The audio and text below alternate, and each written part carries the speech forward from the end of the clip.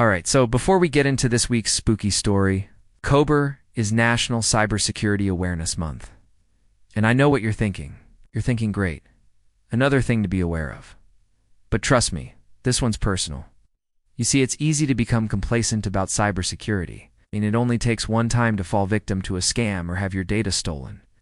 And while it can be difficult to stay vigilant all the time, it's crucial, especially with so many threats lurking online. Phishing, malware, ransomware attacks, it's a constant battle. But fortunately, there's a hero in this story. A cybersecurity company that offers simple, effective ways to navigate the digital world safely. And now back to our regularly scheduled program. 1692, Salem, Massachusetts. A small Puritan village gripped by fear, suspicion, and the unexplainable. Within months, friends turned against each other, dozens were imprisoned, and 20 innocent people were dead. This is the chilling story of the Salem witch trials, a dark chapter in American history where justice was lost to hysteria.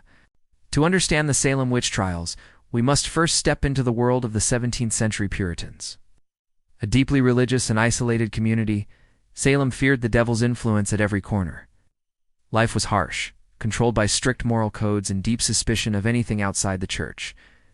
They believed the devil was real and witches were his servants. And in the winter of 1692, that belief would spiral into panic.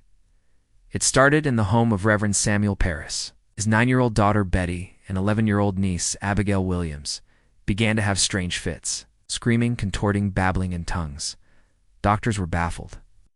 Then came a chilling diagnosis: bewitchment. More girls followed, claiming visions of demons, invisible attacks, and dark figures whispering in the night. Under pressure, they named names, and that's when the accusations began. The first to be accused were outsiders: Tituba, Reverend Parris's enslaved servant; Sarah Good, a homeless beggar; and Sarah Osborne, a woman who rarely attended church. They were easy targets: different, poor, vulnerable. Pressed in court, Tituba confessed, spinning tales of devilish plots and black dogs, of witches flying through the air. Whether she was coerced or clever enough to save her life, we'll never know. But her words ignited a wildfire. Soon, accusations spread like disease. Neighbors turned on neighbors. Entire families were torn apart. Fear replaced reason. Old grudges surfaced. Land disputes masked as justice. Even respected churchgoers weren't safe. Martha Corey, Rebecca Nurse, John Proctor, all accused, all imprisoned. The courts accepted spectral evidence, claims of invisible spirits and dreams as proof.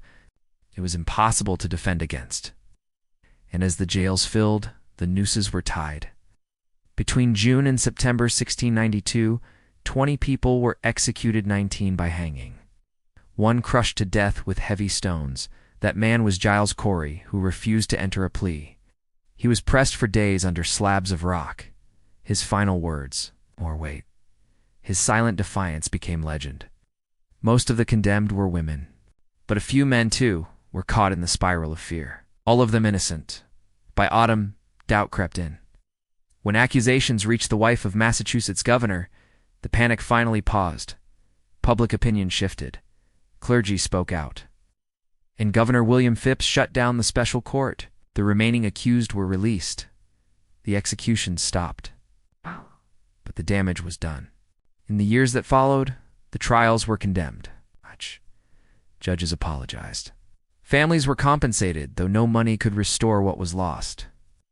The Salem witch trials became a grim symbol of mass hysteria, scapegoating, and the dangers of unchecked authority. A cautionary tale whispered across centuries. Today, the town of Salem remembers its darkest days, not with pride, but with reflection. Memorials mark the names of the innocent. Stories are retold, not to celebrate fear, but to remind us of its cost. In Salem, the witches were not real, but the pain was, the injustice was, the tragedy was, and it must never be forgotten.